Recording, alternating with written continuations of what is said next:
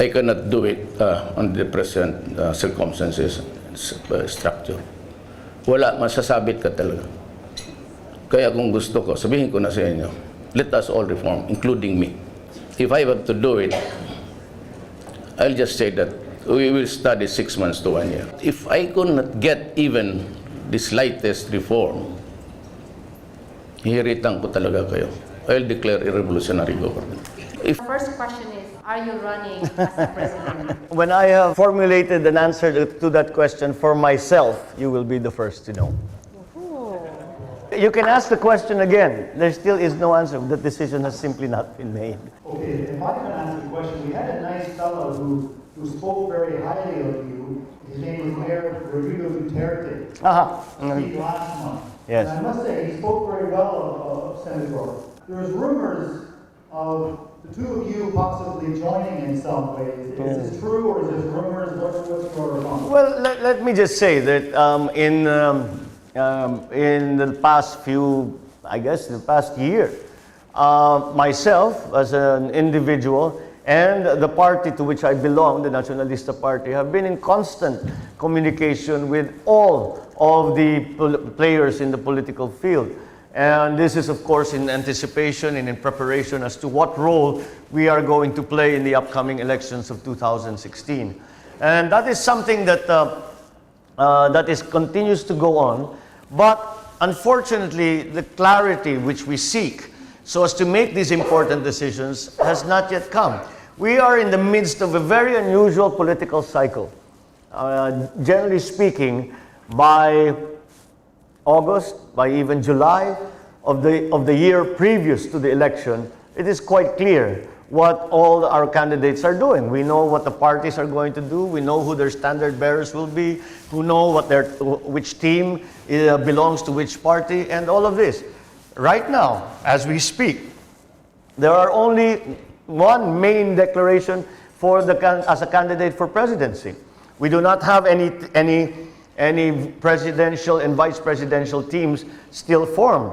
The parties have not made clear what it is that they are going to do. And it is very important for us to watch what parties will do, because in a national election, it is impossible to run a successful campaign without strong national political machinery. You cannot be in every one of the 7,107 islands of the Philippines. You must have people working for you, and that is the role that the party plays for its candidates. Running for a national position is an extremely important, profound decision to make that we must really seek clarity before we make such decisions. A year ago, it was very clear, Binay Rojas. In the past year, many things changed. Other names have come up, other team-ups have happened. The assumed position in terms of popularity have also changed.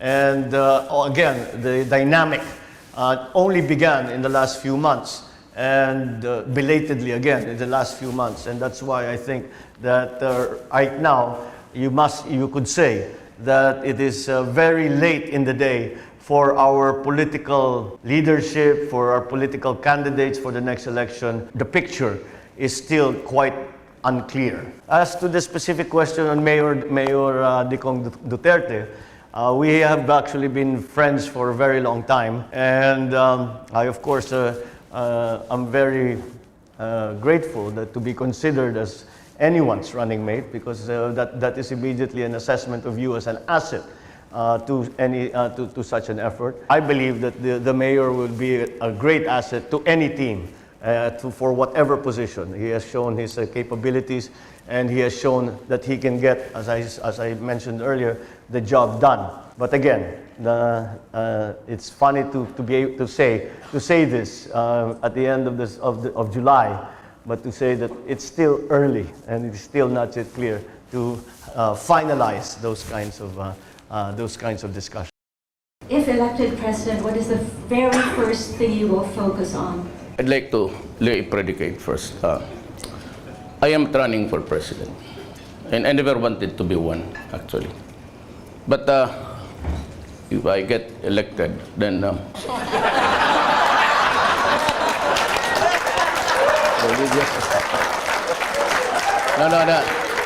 I was just joking with the lady. Ayaw ko talaga. I do not covet, I've said repeatedly. There was never in any forum that I said I'm running. Sabihin ko na lang ngayon, total, nandito na lang rin lahat. Ayaw ng pamilya ko. Pati yung anak ko nung naging mayor. And she is very vocal about it. And I don't know about my first wife. I have not talked to her. But my second wife, she does not also want me into the loop. The third and fourth, may dalawa pa ako. But if I want to be president, you should know that I have this vice versa. Pero ito, I keep this sort of mistresses, but hindi ito gastos ng gobyerno. I mean, they do not, I do not house them in condominiums, high-rise, or villages naman. Boarding house lang ito silang dalawa. I will not stress you with any political question. I will ask you a very simple question, which is a day-to-day problem of all of us. Let's just talk about EDSA. How would you solve that problem and to minimize the traffic in that particular area, considering that EDSA is the main thoroughway of Metro Manila? I think there is no need to reinvent the wheel. We can look to our neighbors and see what their solutions were and what were successful. It must be founded on having a good, efficient, cheap mass transit system. A mass transit system that actually has the capacity to move people and goods in a way that is acceptable to people. We cannot, it's all very well having an MRT, but if any one of you has ridden the MRT in the last few months, you will all know that it is not an acceptable way to travel, simply because the inefficiency of the rail system. You never know if you are going to actually get to your destination or if you will stop in the middle of your trip. You do not even know when you are going to be able to buy tickets. You cannot buy tickets on a long-term basis because the machine doesn't work, it broke. These are problems that simply should no longer exist. It is saddening to note that when the LRT was first put online, we were the first country in Southeast Asia to have a mass transit system. And here we find ourselves, the only way that we can boast about our mass transit system is that we can say, unlike other countries in the Philippines, our trains fly. And that is the only good thing that you can say about it. And even then, it is rather a painful joke for those who have to suffer the indignity of waking up at 4 in the morning to get to their work at 9 and getting home at 12, 1 in the morning, having to cook dinner, take their 2-hour rest and start again. And this is simply unacceptable. And again, we base it on the mass transit system. The solutions that we see in terms of actual personal conveyance, in terms of personal vehicles, we look at Singapore, we look at London, they simply make it so expensive for you to run a car that it discourages most, I would say 95% of people to have a car. But people have to get to work. People have to get home from work. Therefore, you cannot do that without a very, very efficient and widespread mass transit system. I wasn't able to. Ulit nga. Kalimutan ko eh. Mayor, mukhang nadidistract kayo. Medyo maganda ho yung una nagtanong. Pero ang question po niya is, what is the first thing that you will do if When you're elected? I would suggest to the next president, the first thing that I'll do is 25,000 below, no more income tax. They can go home with their money. Second, as I will increase the salaries of our soldiers and policemen. Kulang yan, we cannot control corruption. Alam mo, diretso na lang natin. Mabuti pa. Let me tell you a story. I am not interested. I posted that declaration 2 years ago in the official website of Davao City government.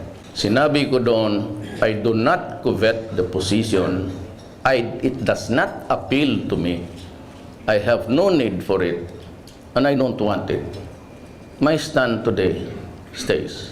Pero kung ako ang nandyan, I will not waste my 6 years to add to the 6 years of the past presidents. I hate to stay there for 6 years with an inutil term, tapos sabihin ko lang niya after 6 years, ladies and gentlemen, my beloved countrymen, I did my best. But just the same, like the others, my hands are tied.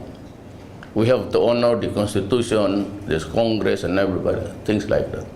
Because in that Constitution, may nakita silang wellspring eh. And that is the appropriation. For as long as the President has to ask money from Congress, specifically from the lower house, wala ka talagang magawa. Every time that you do it, they would say, we will impeach you. Well, I tell you, I will not sit there for an uneventful term. Either I make something new of our country or I resign immediately. Yes, Questions. Number one, you touched base on, and as being the chairman of the Public Works Committee in the Senate, I would like to ask, because I have noticed that most of the PPPs that have been implemented or finalized or awarded are what I personally call elitist PPPs, as they focus on skyways, road extensions, but not touching base on mass transit and railways. So what are your views, hypothetically, when you run as president and get elected? I think the concept of PPPs is a valuable one, and I think we still don't get it in government in the Philippines of what a PPP should really be. We also have a very limited view on how to assess projects. The COA, or the Commission on Audit, will simply look the lowest price. Anything that you do that does not involve the lowest priced supplier immediately is viewed with suspicion. The difficulty with the proper implementation of PPPs, as I see it, is the ability for government to assess quality. A qualitative analysis rather than a simply quantitative analysis. I have made a bit of a study on this because we were writing the amendments to the PPP law. And the idea should really be, rather than dictating in very strict terms to a private sector partner what they should do and what the project should entail, I think that the view should come from the other end. The view should come from the required deliverables that you are asking of your private sector partner. How they go about it is up to them. It is in their interest to make a profit, and therefore it is also in their interest to make the project work, to be profitable, to be efficient, because only then will they make money. Now, we have seen examples, most notably in Australia, in Melbourne and in Victoria, where they simply make up a list of deliverables. Now, when we talk about a list of deliverables, the deliverables again should not be purely in terms of quantity, in terms of quantity, in terms of cost, but also in terms of quality. As an example that I saw, a children's hospital was built in Melbourne, and before they drew up the list of deliverables, they surveyed all the stakeholders, the children, the parents, the doctors, the nurses, the workers, the technicians, all of them, and said, what would you like in our hospital?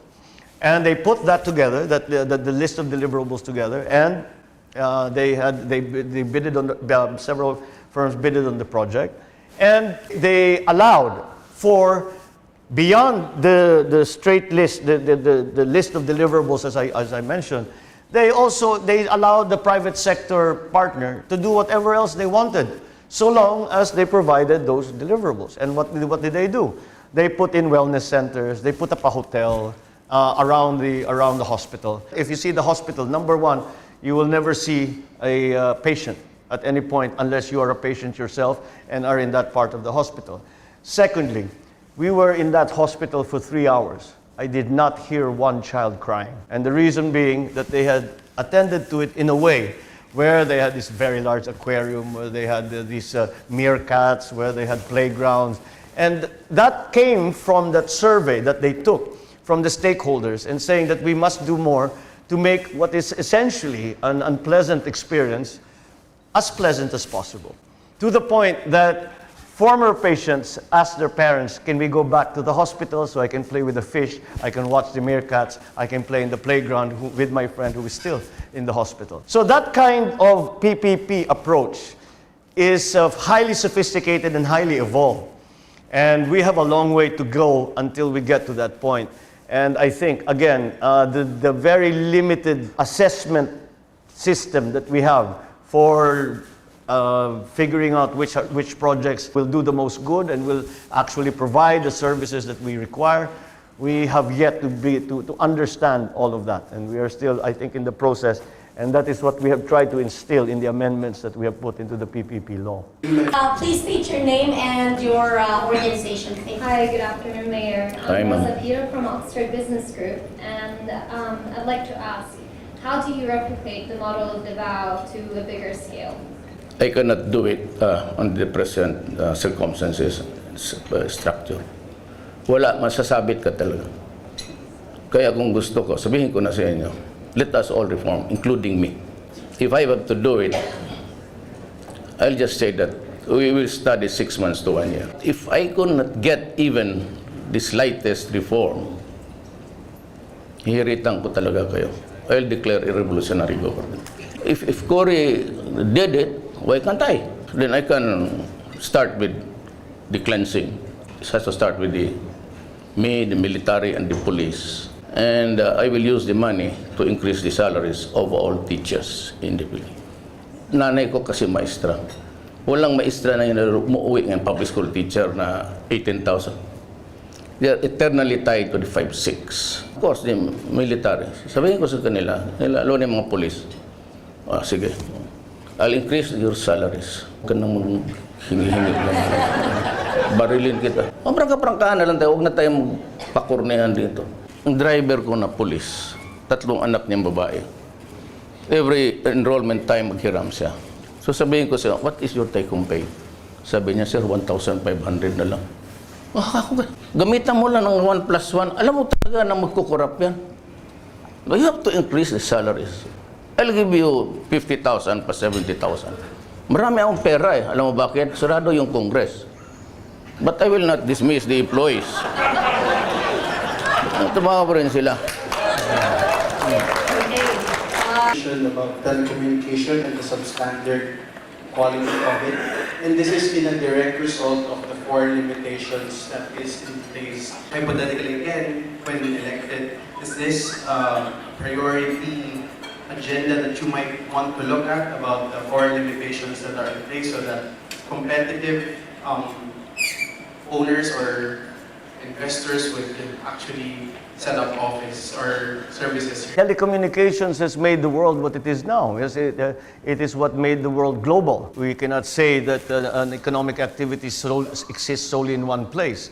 Suppliers come from everywhere. The marketing goes to everywhere. I think it was 5-6 years ago where the volume of commerce conducted on the internet passed the volume of commerce conducted face-to-face. That is something that we must immediately recognize. When I first came to be chairman of the Committee on Public Works and Infrastructure, there was no mention of development of the internet. And we must now start to change our mindset and think telecommunications, the internet, is part of the essential infrastructure of any country. We now have the most expensive internet in the world. The only country whose internet is slower than the Philippines is Afghanistan. And we are the second slowest. How are we supposed to conduct business on this basis? I think it is in terms of policy that we are lacking. But again, we need not reinvent the wheel. We can see the examples of many other countries, both in the region and outside, who have made a success of it and who continue to make a success of it. And again, the technologies exist, the skills that are required exist. It's just a question of us taking on the policy and the concept that this is important and it's an essential. It's not a luxury. It is not for fun. It is because this is the way that business is conducted in this day and age. Mayor, we have one more question. Yes. State your name. Yes, Ms. Marisa Dalmar of Buhay OFW TV, and of course, Director of VACC, Volunteers Against Crime and Corruption. Mayor, what is your take dito po sa BBL, sa Bangsamoro? Kaming taga Mindanao, we are for it. Because it might really spell the difference between existing and dying. I mean war. Murad at one time said that if there is no BBL for him, he'd go to war. 2 months after, the president himself, in reaction to a question, sabi niya, if you do not give to Murad the BBL law, you might as well start to count body bags. Then, 2 weeks after, Deles, Siging, came out with the statement 14 issues ago sa Inquirer. There will be a bloody confrontation if there is no BBL. I think there will be a bloody confrontation. And that is why, if you allow me, I'll explain why I was going around advancing federalism. Pag wala kasing BBL, which, tanong ko, if there is one, it would be watered down heavily. So that would not be acceptable to them. So there would still be trouble. Itong federalism was a brainchild of Kanoy, Senator Pimentel, the father, and Lito Osmeña, the governor of Cebu. Sila yung mga early exponents niyan. Pumunta sila sa akin, sabi nila, Rod, ikaw may yung pinakabata dito sa atin. Sabi niya, 50 ka lang siguro eh. Sabi ko, yes sir. 50 years old. Sabi niya, you carry the torch of federalism. Alam mo kung bakit ko tinanggap yan. Before Congress actually studied on it, when it was submitted to them, sa mga members, nabasa ko na yung draft. At nakita ko na yung problema. Way ahead. Given the bigotry of some people, the utter bias against our Muslim brothers. And of course, the intricacies plus the constitutional provisions there. I said, this will have a hard time to pass to Congress. Kaya kinuha ko na kaagad yung baraha. So I was going around every city. I could not go to Congress because sila ang matatamaan ng federalism. You just have to do away with the unitary type. You go federal, they will lose their jobs, power and money. So I went around cities promoting federalism sa local officials. Yun ang ano ko. At may nakita itong iba dito, yan, sa harap ko, yung iba nandoon. Sinakyan na lang na for president. Sinabi ko, ayaw ko. So, Mayor, Mr. Senator, I personally believe that you will become President of the Philippines, of the Republic of the Philippines. One of these days, it's not 2016, maybe immediately after. If my perception is similar to yours, what do you intend to do about it? About becoming President of the Philippines? To achieve any success, I believe in any political career, one must always hold central to your work and to all the efforts that you are doing is that essentially you are in public service. And because you are in public service, the most important measure of your success and of your recognition as a successful and effective public servant is performance. If you have any desire to remain in the political life, in public life, then you must always go back. Of course, the partisan forces are there. Of course, there are individual elements that come into play. But I think at the heart of it, one must always say, at the end of the day, I will be judged by my constituency, by my performance, how well I did for them. It's easy to be distracted. It's easy to stray from that idea. But one must just keep reminding oneself that make sure you have done your best, your absolute best. And people will know that. And if you are to enjoy any success, it will flow from that, I believe. Marami pa po. There's one over here. I'm Cynthia Carrion from the Philippine Olympic Committee and former Undersecretary for the Department of Tourism and Philippine Sports Commission.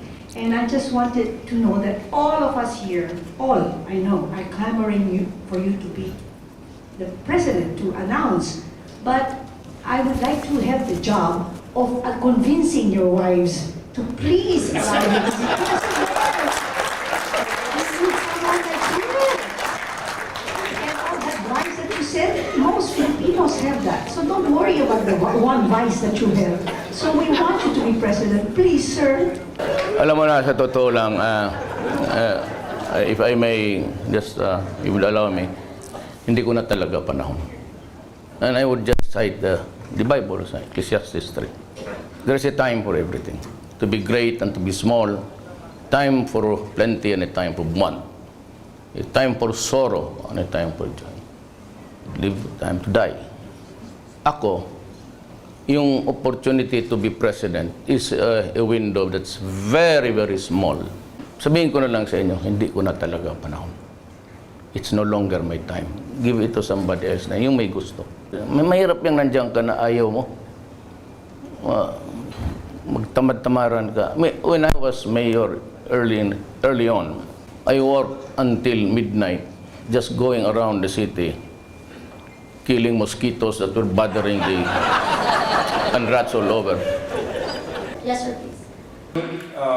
Senator Marcos, I'm Datu Sharif, Madam III, from the province of Maguindanao, and we work with Unity as well. Now, you mentioned, hypothetically of course, that there will be lasting peace in Mindanao, and thank you very much for that. But while all of us want peace, yearn for peace, some of us have focused on economic development. So more than a question really, it's an invitation for you to come to the province of Maguindanao, specifically to our plantations and see what's going on. Thank you. That is exactly the same idea that I have, because as we are in the midst of these discussions on the Bangsamoro Basic Law, I will try to remind our policymakers that whatever we do with the Bangsamoro Basic Law, we must see it as only a part of the peace process. And I think that when we talk to our Muslim brothers and sisters, the complaint that they make that they are underrepresented and underdeveloped is quite valid. And we must address that. One essential part of addressing the problem is to bring development to the conflict areas. The theory is simple. If a person has a good job, makes a decent living, is able to feed his family, send his children to school, to clothe them, then there is no motivation for them to pick up a weapon and go to war. And I think that that is something that we should aspire to, in terms of not only giving a political autonomy and recognition of the differences in culture, in heritage, in history, in law, in religion, but also to provide the means by which this feeling of underrepresentation and underdevelopment is assuaged. That is something very important. It is something that can only be done over the long term, and it can only be done not through signing of agreements. That is part of it, but that is not the be-all and the end-all.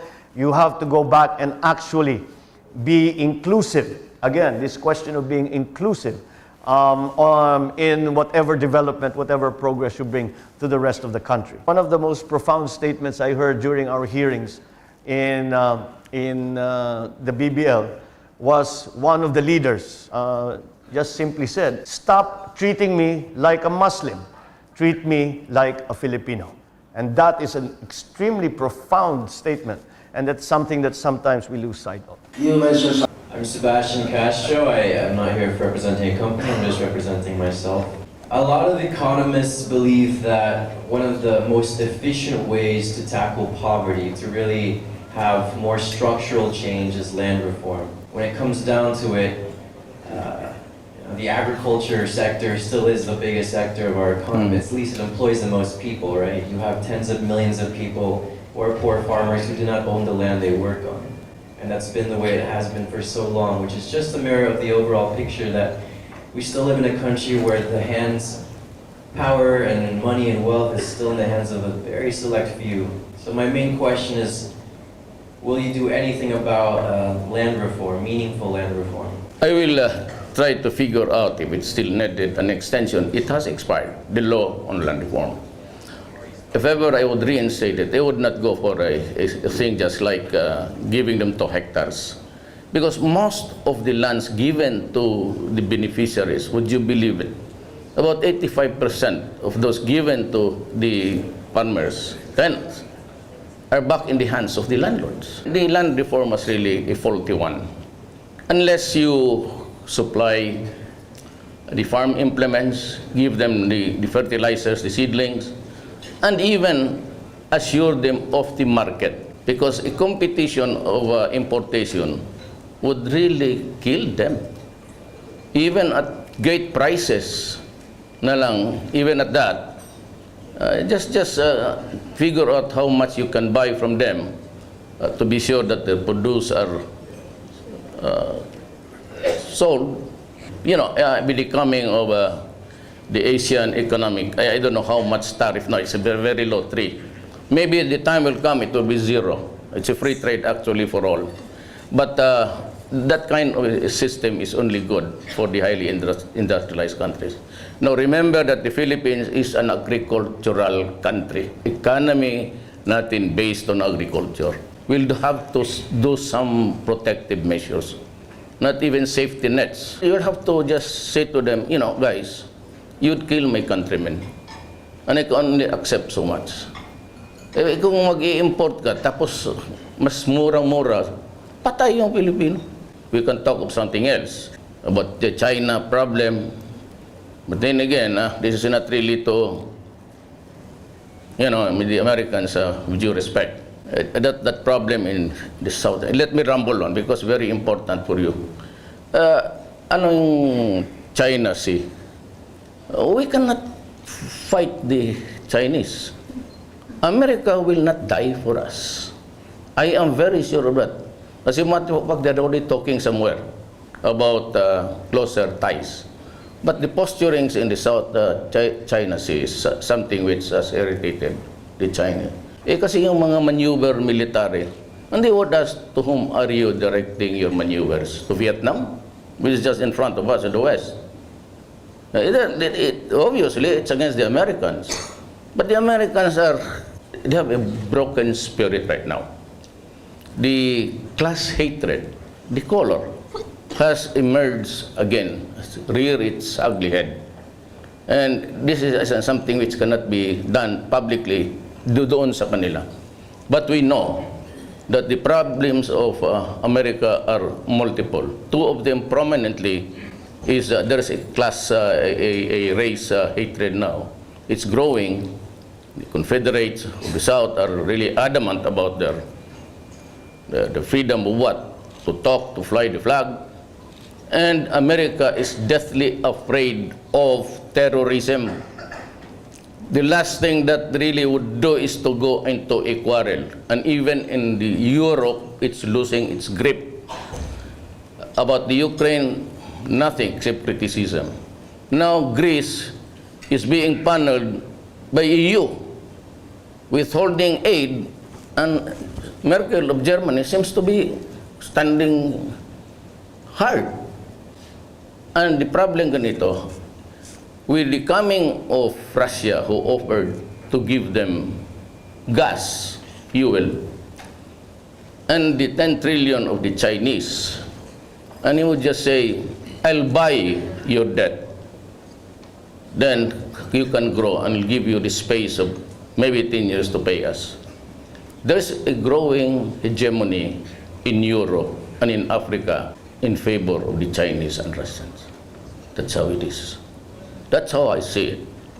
Itong Greece na to, pag talagang sipa nila, pupunta yan China. And China would say, good. How much? 32 billion? I'll pay it. I'll give you 15 years to repay. So that is how dangerous the world is today. Russia is bristling with weapons. And they have, I feel that they have reached the parity in arms. Kaya takot ang Amerika eh. Alam mo kasi, if the Americans really wanted the influence in Southeast Asia, they could have destroyed right at the beginning the airport and the islands now that are being built around. Noon pa sana inupakan, takot talaga ang Amerika. But that's to assure the Filipino spirit and the rest of the Asian, they go into maneuvering business. Good afternoon, Mayor. Something about the tax regime you propose on this. What industry will get the highest tax what industry will have the lowest tax. And in this regard, may I also ask you to elaborate on that Marshall Plan you had, you did a study about, and how do you intend to have this implemented in your administration? I mentioned the Marshall Plan because it's something that we examined and to see the effects. It was an intellectual exercise in my economics class. And the conclusions that we arrived at was that the trickle down, the Marshall Plan was based on the idea of trickle down. Just send a lot of money, invest in the big ticket items, and the benefits of that will trickle down to the lowest parts of the economy. And upon examination, 10, 20 years after the Marshall Plan, it turns out that trickle-down theory does not work. It is not the role of business. It is not the role of the private sector to try and help that the distribution of wealth. The job of the private sector is to add value to all that you are doing in services, in goods, and to follow a socially responsible profit motive. That is an important function in the progress of our society, of our economy.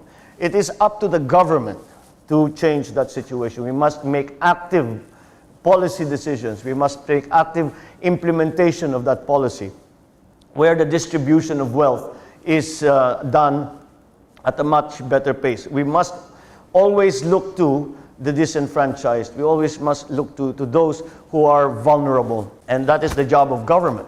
And that is something that we have not been, I do not think that we have addressed properly.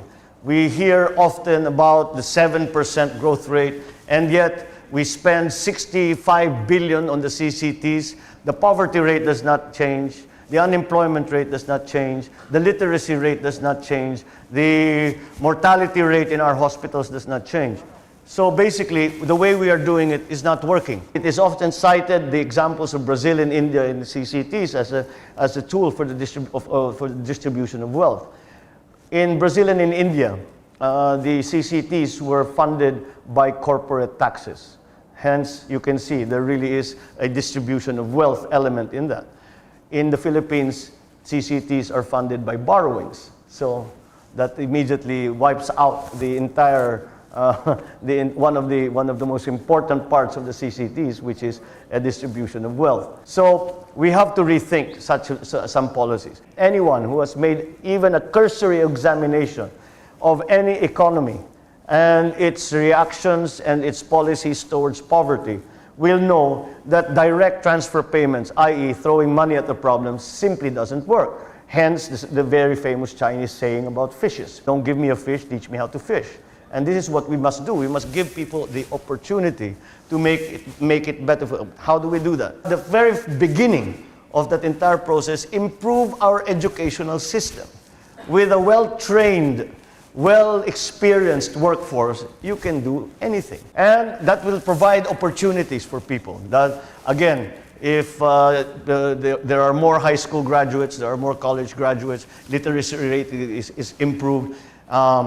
And in this day and age, our command of the English language is important because, for better or for worse, that is the language of the internet, that is the language of commerce. All of those things we must provide as a service of government. And I have always believed in the principle that education is the most important service that government provides its people. And that is just the beginning point. Now, then you must, again, have faith in your own economy and that you invest in it. You invest in your own economy. Because when you invest in roads, when you invest in transport systems, when you invest in power plants, you are not investing in an economy. You're investing in your people because you are making an investment to provide your people with an opportunity, with a framework in which they can flourish. Look at Filipinos abroad. When given the opportunity, they work, and knowing what the rules that are stable. You work hard, you do well, and with a bit of luck, you'll make it. And look at them, they make it. Filipinos make it. And we are not only successful, we are actually sought out because of the good work that we do. that all else being equal, they will choose a Filipino over another nationality. With such an asset, I cannot understand why we are in the doldrums when it comes to job creation, when it comes to the quality of life issues that we are facing. And can you imagine the 8 million Filipinos, all their skill and industry and resourcefulness that we are all famous for? Can you imagine bringing them all back to the Philippines? Can you imagine the contribution that they will make to nation building, to our progress? That is something that we really have to do, is to understand that government is here to provide a framework for the private sector to flourish. And there are many ways to do that, some simple, some more complicated, but nevertheless, that should be the job as we see it, in terms of the partnership that we are asking the private sector to join in with government. On the tax structure, it will have to depend. The fiscal policy always depends on the industrialization policy, the investment policy of any country. I was a little bit surprised to hear in the SONA that our manufacturing sector was vibrant. I am still, to this point, trying to find where that vibrant manufacturing sector exists. So, but that is something that I believe we should be attending to. We don't make anything anymore. And the most successful economy in the last 10, 15 years has been an economy based on making things. China, they make everything. And that is what we should try to learn those lessons. My main question. My name is Patrick. I'm a student from De La Salle University, and I'm also interning at the U.S. ASEAN Business Council. I'm tired of the atrophy in our government, and my question is, how will you inspire public servants on a national level to bring the best kind of service or top quality service to our Filipino people and bring back trust in our government? You know, earlier on sa pagka-mayor ko, in my inaugural speech, the first sentence is, I hold it an article of faith that no progress and development in this city will come if we have do not law and order. Sabi ko, we have to have peace to enable the money from the pockets of the investors to come in. Pag wala talang patayan tayo, you kidnap the bank manager, sabi ko, patay. Kaya the best antidote kasi dyan is really to create an environment where the human being with so much talent can function. There has to be law and order to inspire people to even to join politics. Marami kasing Pilipino talented, but they disdain public service because of corruption. There's another. It is mainly about DOT, and I second the guy about talking about EDSA. We have EDSA in the air and also on the maritime. What are you going to do? You are in charge of the administration at this point. Sorry, but what's your question? The question is about the aviation side. We have so much investment, and also on the maritime side. So we're not respecting our ecology as far as transportation towards our inner island. If you are in a position, are we going to change develop infrastructure of our aviation commercial traffic? It comes back again to infrastructure, to public investment.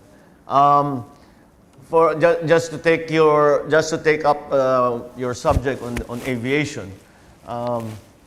If you remember, a few years back, the goal was to reach 10 million tourists a year. Actually, it may sound like a large number, but it is small compared to other countries. But that was the goal. Many observers have noticed that we are stuck at 4.5 million and have been stuck at that simply because we do not have the capacity to bring more people in. We do not have the infrastructure, we do not the software even for the tourism industry. The shortage in capacity does not only affect the tourism industry, but all kinds of commerce. The amount of money that was lost because of the port congestion, because of the having to transport what was supposed to go into Manila, the people in Demoraje daw is more expensive than the actual cost of the materials that they were bringing in. To the point that the ships would simply, after waiting a week, turn around and drop them off in Hong Kong. I was talking to one of the operators and I was saying, why don't you increase the flights to this place, to that place? And they said the Department of the DOTC has told them, Cebu PAC is allowed 200 flights a day. That's it. If you're going to add flights to one place, you have to remove flights from another place. So we have reached that plateau. And if we are going to increase capacity, we have to build better infrastructure. The development is not going quickly enough for us to take full advantage of what should be a country that is in the middle of the so-called emerging markets. And the rest of the world is looking to us for our vibrance and our progress. We're not playing as big a part in that as we could be, if only we would recognize the importance of public investment. And it is a little bit, again, confusing when we hear our economic managers boasting about the retained earnings of the government. If you have large retained earnings in the government, you are not doing your job. It is the job of government not to have a big bank balance, but to provide service. Of the appropriated funds for last year's budget, 400 billion pesos remains unspent. Now, how can you possibly have a good delivery of services to the people if 400 billion pesos of your appropriated funds in your budget remains unspent? It is not a point of pride, it should be a point of failure and be recognized as such. I think it's the policymakers that really have to readjust their way of thinking. One of the problems that the PPP was one of the reasons it's become a fundraising exercise. Yung palakihan ng subsidy. The PPPs are not there to provide income for the government. The PPPs are there to provide a service to the people. This is a very strange approach to the PPP, and it's something that we are going to remove from the process in the rewriting of the PPP law. Assuming the one here, yes sir, please. Pepe Galvez, private citizen. Mayor, I believe you have a sincere and caring heart, because otherwise you would not have been able to do the kind of change and improvement you did in Davao. In fact, I believe that your sincere and caring heart goes beyond the love, wishes, and the whims of your spouse and your other women or whatever. So what is it really that would trigger you to run and be willing to serve our country and our people? You mentioned about my women. Ikaw, ilang iyo? Okay, kung isa lang, kawawa ka naman. Ay, kawawa ka kung gano'n.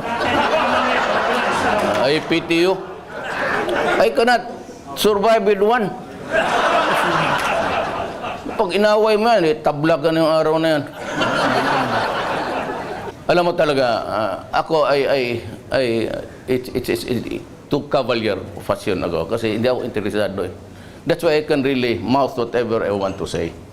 Yun know, kagaya noon sa nila, pinapatay ko, tapos human rights. Sabi ko, so be it. If you have the goods on me, file the case. But I have a job to do and I will do it, whatever it is. Yes, sir. Please, that you run and elected, you mentioned about decreasing the income tax rate for businesses. But what about for individuals?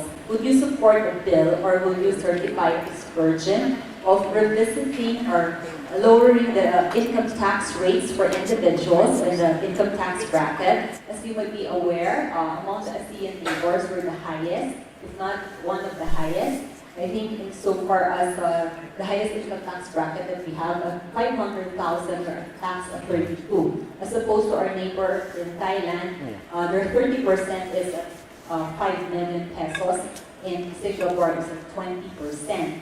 And if you would support that, what would be your countermeasure to be able to make up for the foregone revenue? It is something actually that we are starting to do now. What has happened is because the categories were written into the tax code a long time ago. And many people who you would not consider to be in the middle class have now found themselves in that. And those people who you would not have considered to be in A or B have found themselves in that sector. We simply have to redefine those categories because those categories are no longer, the way that the tax code is written and the way that the categories have been defined is no longer relevant. What has happened is that we have left the process of redefining very late, and that's why we have found ourselves in this position where those who actually should not be taxed in such a high tax category find themselves in the tax category, when in fact, when you look at the total income distribution. They are maybe at the lower end, but they are paying taxes that are more appropriate for those who are closer to the higher end of the category. It is something that we have recognized and we are trying to fix, but putting those absolute numbers and picking them so that they are relevant for as long as possible has turned out to be more complicated than we had thought. But again, there are many lessons that we can learn from our neighbors and from our competitors. You mentioned good afternoon, I am Jay Season from Sambeta before your time. Yes, sir. This is a problem that I know you are concerned because up to now, your city has not received its rightful share of the IRA, which is provided under the Constitution to be given to local governments automatically. Now, will it take you to be president to be able to give all the local governments autonomy in the sense that they receive their 40% share of all internal revenue taxes collected by government? That's the reason why we should go to federalism. Because the unitary type of government was created by the Spaniards in 1521 for 400 years. When the Americans came, because we were given this country was just like a chattel, we were passed on to the Americans, they maintained the unitary type until today. You know, if you look down to Australia, it's parliament, federal. If you go still down to the south, there's New Zealand, it's federal parliament. You go up to Singapore, it's federal parliament. You look at Malaysia, it's federal parliament. You go to Japan, Diet, it's a parliament. And you go to South Korea, bigger parliament. I said if a shift to federal would greatly improve things, because then you do not need to wait for us to receive. In federal, you retain the proceeds of your resources. Then you contribute to the national federal government. Ito ang Pilipinas eh. Let's limit ito. President, mayor, the powers are. It's not inclusive. The residual powers not found in that document's autonomy law goes back to the DILG. In a federal system, the president, the prime minister, yan, kung wala dyan, bababa yan doon sa automatically devolved down to the local governments. Yan ang maganda. It's about time. We're the only ones who are hanging on to. It's really for control. That's the reason why you want to build a railway and everything. You have to go to NEDA. Ang NEDA, sino pong taga NEDA dito? Dukdukin yung ulo nyo. Tagal ninyong mag-process. You sit on the paper. You know, in Davao, you have 72 hours. Baski anong klaseng opisina, you want a clearance, you want a certificate or what? 72 hours. After 72 hours, you cannot release the papers anymore. You have to forward it to me. Why, with the explanation, why it took you more than 72 hours, 4 days to process the paper. Thank you. That's the reason why we need an enforcer president, which translates to Mr. Duterte. Thank you. Okay. Hindi kasi ninyo alam, he's my relative, that's why he talks that way. Magkamukha nga. Always there is. Okay. Well, good that subsidy is not something good for the country, and for all we know, most of the ASEAN partners are in a very big subsidy in terms of their energy delivery. With the bill now in place and being implemented, do you see any other improvement or any other option for us to bring down the rates of electricity, given the influx of technology, the renewable energies, and other sorts of relevant things related to the energy sector? The sad thing is that the IPIRA law, with its attempt to make the power sector more efficient and to allow privatization to come in, what has been the actual effect in its implementation is the raising of the cost to the consumer of electricity. So I think we have to rethink that, and the regulation at the other end, in other words, after privatization, we improved so many costs that really are not rightly passed on to the consumer are being passed onto the consumer. There have been additional costs for the consumer to pay for upcoming projects. Now, how is that? How can you possibly justify charging a consumer a higher cost for a project that has not yet even been started? The capital investment should not come from consumers; it must come from the corporation. So, this kind of unintended consequence are some of the things that we really need to address. The question of power generation, distribution, and transmission has been something that has bedeviled the Philippine economy for a while, and that I think has been due to a lack of forward planning. We are reactive rather than proactive, but even in that sense, we react very, very slowly. Hence the constant 8-hour plus brownouts in Mindanao, the 3 to 4 hours in Visayas, and the constant threat of the same brownouts here in Luzon. We have to increase our capacity, but to fix the capacity to generate. But we have to also fix the system at the distribution level. And when I mean distribution, I mean at the electrical cooperative level. Much of the costs that go into the cost of current are really there because of the relationship of the cooperatives with NAPOCOR. The very liberal provision of debt by the NAPOCOR, I guess because of their dealings over the last 20 years, the whole system has changed. And what has happened is that the NAPOCOR and the cooperatives simply feel that they'll never have to pay any of these debts anyway.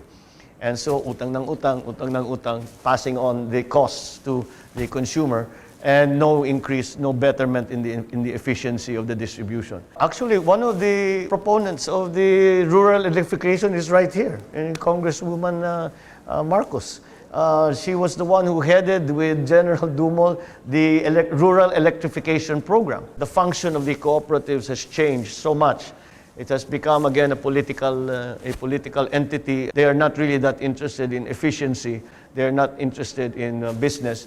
Rather than holding position and trying to make as much money as they can out of the cooperative, which is contrary, anathema, to the entire conception of the rural electrification program. The energy sector is a very complicated one, and it is something that we have to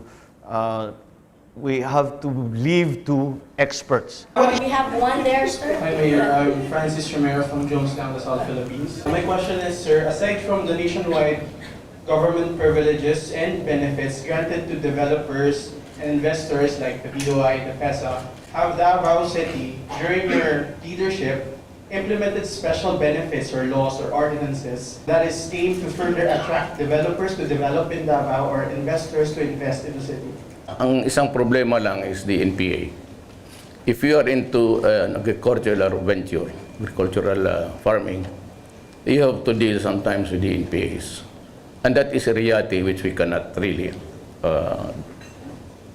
deny everywhere. But the NPAs are very strong, or maybe the strongest sa Region 11. What I do there is I talk to them. I am a son of a poor man. Though my father became governor 1957-67, kinakausap ko lang. Yung taxation nila, hindi mo madala sa takot eh. Hindi talaga kaya. I mean, they are there everywhere. So I talk to them and to stop or to at least mitigate the travails of taxation. Pagkabago kasi sinasabi ko lang, Andre, pagbigyan mo ng panahon. Do not tax them to death at this early. Malulugi yan. Most of them bananas. Hindi banana industry. Kakao. Pero kung dito sa teritoryo ko, sa Davao City, I can guarantee you there will be no violence, even if you do not pay. Sinasabi ko, huwag ninyong patayin yung tao just for money. Prangka-prangka mo rin ako doon sa NPA. But I know the lingo, the talkatives, because galing ako sa baba. It was a long and winding road of sacrifice, so that I really know ang problema sa baba. That's why I can talk to them. Pero yung mga business ventures, you let me know in advance so that I can talk to the NPAs. And maybe sabihin ko, give them a moratorium. Wala ka ng resibo dyan, ikaw pang apurado.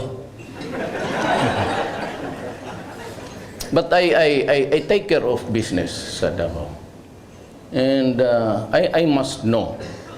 Ang rule talaga sa Davao, let me know kung ano ang problema mo. Kaya if I see yung mga kidnapper dyan, tapos sabihin ng pulis, sir, may nag-iikot-ikot dyan. Yung pa naman yung nag-kidnap sa Bulacan. Are you sure?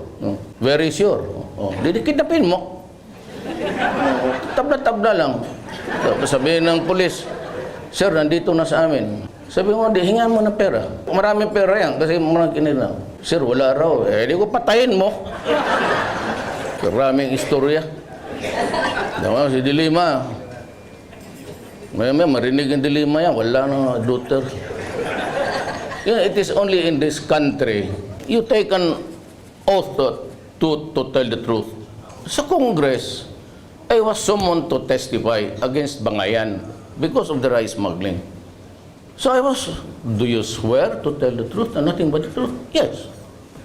At one time, sabi ni Enrile, can you identify Bangayan? Yes, it's the one. Tapos tanong si Senator Enrile, Mayor Duterte, what will you do if you find Bangayan smuggling rice? Sabi ko, I will gladly kill him. Maya-maya, itong si Jinggoy, sabi, ano, sabi mo, ano? Sabi ko, I'll give you an answer which you want to hear. Pag uwi ko doon sa hotel, nakahiga ako because I flew in overnight kasi magte-test pa ako sa umaga. Yung crawler ng, hindi pala, nakaganon ako, sir. Diba, pala, sir. Kalagay doon, Duterte to be sued for threatening. Bakit mo ako i-threaten? Masina, you tell the truth, yes. Anong gusto mo? Gusto kong patayin yan. Ay, bakit mo ako ngayon kukulong na... You're planning a mining industry. Let us look at the example of Australia. Australia is one of the few countries in the world, Australia and I think Indonesia, that never suffered from the global recession, from the global financial crisis, because of its mining industry. And that's the potential that we have. With China, of course, buying up everything, not only in terms of energy, but also in mineral commodities, mineral wealth. There is a very much a ready market there. However, the main concerns for mining is because of the horror stories that we have suffered. The regulation of the mining it basically comes down to that. The protection of the environment, the protection of the ecology. The fair share of profits at the local level. You know, as governor, I was astounded one day on my way to work to see that they were setting up a whole. They were building roads, they were cutting down trees. I said, what's going on? I don't know anything about this, and who gave you permission to do this? And it was a mining concern, and they were going to dig exploratory holes. It did not recognize the part that local government plays and the local community plays, and the importance of being a good neighbor. So all these kinds of things have really put us against mining. Simply because we feel, certainly at the local level, that it has not been fair to the communities where those mining concerns are. Not only because of the share in profits, not only because of the lack of consultations with the local communities, but also because of the potential damage to the environment. I am not saying that it is with a wave of a hand that we will solve all those problems, but we must also recognize the great potential that mining has for us. Because of China's demand for all of these products, the prices for all of these mineral goods has been very good for many years now. And some of those mines which had been closed because they were deemed unprofitable, now, if you crunch the numbers, are profitable again. So there is a great deal of potential. So it's in a sense a high risk, high return operation. You can get it right and make a lot of money out of it, bring lots of improvements to the local communities and to the national economy. But at the same time, if you are not careful, you can cause a great deal of damage that will take many generations to correct. It is something that must be regulated very, very closely. But again, it is not something that we should, it is an opportunity for the national economy that we cannot afford to pass up either. Yes, please. My name is Terry Felix. I'm from HSBC, and my question is, Mayor, if let's say you get elected into the presidency and you're successful in Dallas, as everyone in the room would seem to want, can you pick 5 people within the cabinet that you would want to remain in the same post for the next 6 years to continue their good work? Ma'am, sa totoo niyan, sabihin ko na lang, mag-resign na ako bukas, inyo na yung gobyerno niyo. Kailangan, at this age, I said, I have enough accolades in my life to make me happy. Kaya yung pinipikit ko yung mata ko, I think about the presidency, halos pareho lang eh. Except that I govern a bit of the territory in Mindanao. Para sa akin, okay na ako. Mga anak ko, tapos na. Nanununtok na nga yung gagang Inday na yun. Inday Sara. Days, Filipinos have a harder time to travel and with their passport, their visas. Is there something that you can do as a future president? Is one question to change that. 2 is the usury laws in financing, and hard for people to borrow money where interest rates are higher than most countries. That is a question on monetary policy. That is something that, again, we have to be more, I believe, more liberal. Being debt averse is a healthy intuition, is a healthy instinct. However, we cannot maximize what we have without leveraging it with other sources of funds. And so, but again, this has been the investment policy of the central bank. It is perhaps a reaction to play safe because of all the problems that we have seen, where we got to the point, at least not in the Philippines, but in other highly evolved and complicated economic systems, where we got to the point where risk no longer had any cost. That's why we ended up with the subprime problem. That's why we ended up with this whole situation where the buying and selling of debt ended up putting us in a place where we simply did not understand what the system was doing any longer. That's why the great fall of the huge investment banks was not anticipated by anyone. And up to this day, we have not yet seen the explanation as to why it happened. Maybe it's so parts of it, but not, I think, for the entire global. It has become so complex. But again, that is, I think, why the monetary policy of the central bank has been such. What was the first question again? The visas, the ability to be able to travel easier. Actually, when I first started traveling, when I first started going to school abroad, the countries in which Filipinos worked had a very liberal policy towards us going in and out, for workers especially to come in and out. The problem was the tendency for us to overstay and to become undocumented workers in their economy. As a matter of fact, in Europe, there used to be, in most of the EU, no need for a visa for a Filipino if you are going to stay less than a month. On the other hand, I know many Filipinos who would stay for 28 days, just leave the country and come back and start their month again. And this kind of abuse led, actually, the Philippine government is the one that asked that there be a more stringent policy towards immigration, towards emigration, towards foreign workers coming in. The root of the problem is that there are no jobs in the Philippines. Kaya tayo may TNT. In places like Italy, for example, the number of undocumented Filipinos is equal to the number of the documented workers. So in any European country, you say, ilan ang documented dyan? 60,000 Filipinos. That's 120,000 Filipinos, in fact. That is why we have had to request other countries to be more strict, because it is to the detriment of those workers who are working legally. You know, I'm a Filipino. I quite understand why they do it. There are no jobs here. The ultimate answer, again, is to create jobs. How do you do that? You make the economy grow. How do you make the economy grow? You make public investments in the economy. And that's the only way. And you make your systems more efficient. You make government interfere as little as possible, but as much as is necessary in all business activities. It is a general concept. Again, the application to practical problems is not necessarily obvious, but it is still something we need to look for. Please give him a big round of applause. Thank you very much. Good afternoon. Mayor, I'm Rector Merceni from the Business Mirror. No? It has been said that the country has that unfortunate fate not to elect their good president. No? And you appear to be one of the good ones. How do you propose to overcome the tendency to elect only famous people, like those in showbiz, no? Ang ABCDE, itong D lower para the because of poverty and maybe the only luxury is really the shows, yung mga sine.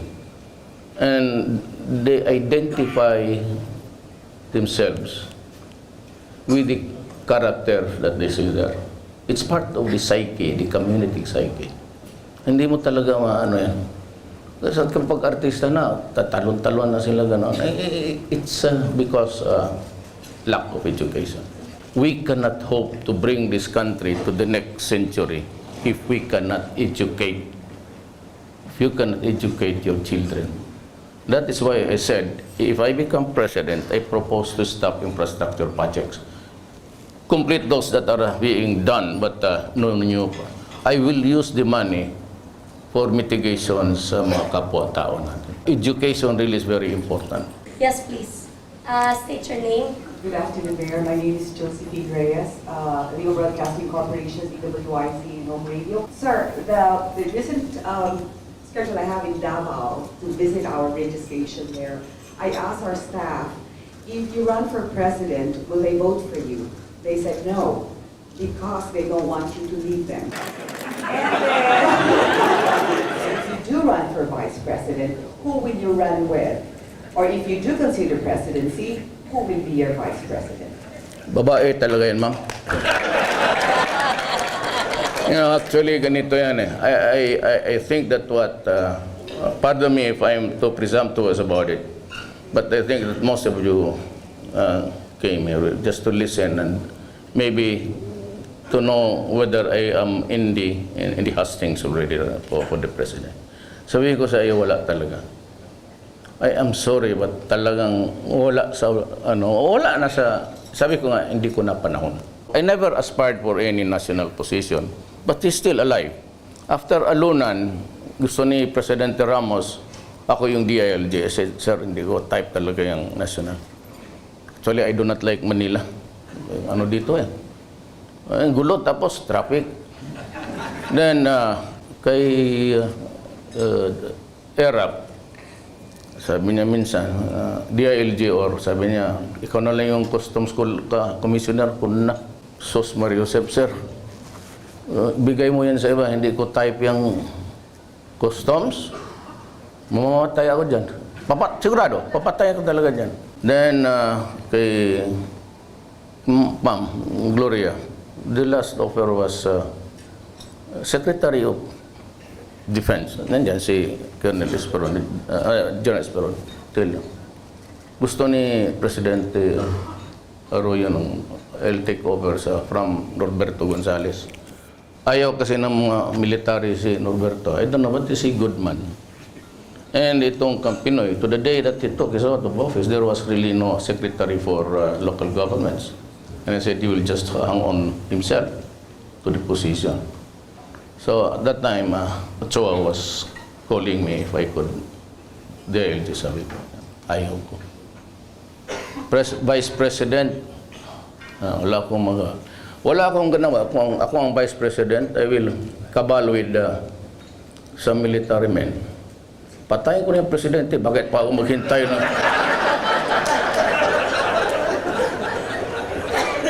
6 years in the waiting. Hindi mo naman sigurado kung ikaw ang susunod. Yes, go ahead, sir. Mayor, if indeed you're not running for president, what do you think of Vice President Binay, Senator Grace Poe, and the ILG Secretary Marong? I think they're all presidentiables, and sooner or later they'll be proclaiming their candidacies for the top post. They're all good officials, the national scene, pwede silang lahat. And of course, Binay has may burden lang sa dyan sa, sabi niya, false accusations. Well, let us see. Po naman can survive the presidency by getting the best of the Filipinos, the best and the best and the brightest. All of them. Mar, ganun rin. Kaya nga, sabi ko, I cannot endorse any one of them because they're all my friends. I want them to smile to me when we meet in the future na walang sama ng loob sa'yo. If I retire, kung magbalik yung anak ko, if you'll consider running again for mayor, I will retire from public life. I'm done. Because alam mo, ganito yan eh. When I am spent politically, and I grow old with so much medical issues, to whom shall I go for refuge? To the people in Malacanang, and who would feed you and buy your medicines? It's your family. Yan ang takbuhan mo at the end of the day, pamilya talaga. Kaya everywhere I go, sabi talaga nila na ano. And you know, when I say that I'll be running, I will have a rebellion in my own backyard. So what am I supposed to do? Alam mo kasi, isa rin yan is, hindi pa ako, I have not tasted defeat in politics. I have, behind me, eight elections. Mayor, congressman, mahirap naman na maghanap ka pa at this age. Maghanap ka pa ng disappointment. You know, I said, I will be old. But can I overcome the stress of defeat?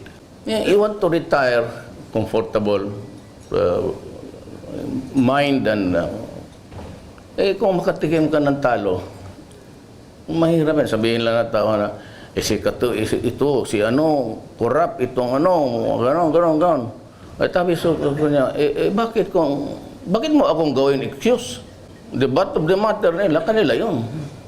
But do not make me an excuse just because they are not qualified by your standards. I am really very sorry, but I have to be very frank. I cannot go on with this false pretense na patindig ako dato so that people will see me and maybe consider me as. I really do not need it. I'm sorry. Ayaw ko talaga. Kasi sinabi nila pag nilagay destiny is God. O ngayon nilagay ako ni God dyan, sabi ko unang iiyak, si God talaga. Sinabi ko sa iyo, God, give that destiny to others who need it, who badly needs it. So we have time for one last question. You have the microphone. Go ahead. Please state your name, sir. Hi, Marco De Pablo from Jones Ansel. Good afternoon, Mayor. You have continued to dispel rumors of your possible presidential bid. There's a saying that goes, the only way for evil to prevail is for good men to do nothing. If after the outcome of the 2016 elections and the elected president fails to succeed in uplifting our country, would you have any regrets in not pursuing the presidency? No, I would not. I would just say I'm very sorry. But I could not be excused of, you just look at the national scene. They're all here. And you can have, your time to examine them, their competence. Huwag na lang ako. Kasi, madugo rin yan. Sinabi ko na sa inyo, hindi ako uupo dyan. Nasabi ko, after 6 years, I did my best, but my best was not good enough. I would not waste 6 years. Kung ako maging presidente, after 6 years, there will be a new government and there will be at least the standard. Sipain mo talaga lang dyan. Ang delikado kasi sa akin, I might go extreme. If I cannot get the reforms 6 months to 1 year, I will declare the revolutionary. Tapos yun, all in government are casuals. You hold it, hang on there until you are advised to go. Tapusin na natin, I'll have the last piece. You know, I am Rodrigo Duterte. I am a Filipino. I love the Philippines because it is the land of my birth. It is the home of my people. Tapos na ako, ginawa ko na ang kahit kaungan ko sa Davao. But there was a price for that. It does not, peace and prosperity does not come easy. May bayad yan. At huwag mo na ninyo akong tanongin unless you want me to go to prison. And if you want, you get the evidence from sources, not from my mouth. That would be bad. I mean, I'm no disciplinarian, pero huwag mong gawin ang susunod mo. Hindi kita ko malusutin ng gano'n, especially criminals. Total, sabi ko na, leave the city. Because if you don't, maybe one day, you'll just have to go, might be a horizontal position for you. Ladies and gentlemen, I apologize for the things that I have said. I hope you'd understand it. Ganon talaga ako. I ask for your forgiveness. Maraming salamat. Please give Mayor a big round of applause.